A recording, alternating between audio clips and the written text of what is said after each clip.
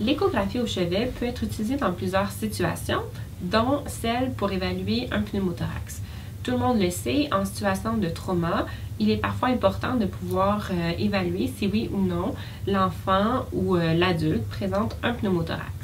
Bien sûr, ça peut être utile en situation de trauma, mais ça peut aussi être utile en situation si vous avez placé une voie centrale ou encore si un patient présente une fracture de côte ou encore une douleur au niveau thoracique spontanée. Donc, le pneumothorax peut être, l'évaluation du pneumothorax par l'échographie peut être un outil intéressant à posséder.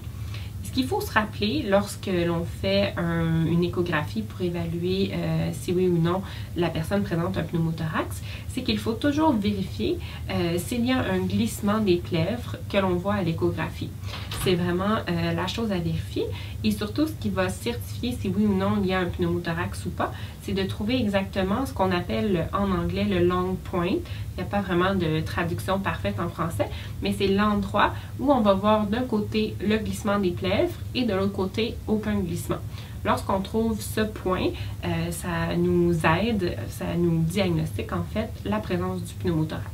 Bien sûr, encore une fois, c'est une pièce du casse-tête, donc il faut se fier à l'histoire, à l'examen physique, aux autres modalités d'évaluation qu'on possède aussi, mais ça peut être très utile en situation d'urgence quand notre patient est très malade. Ça peut nous aider beaucoup.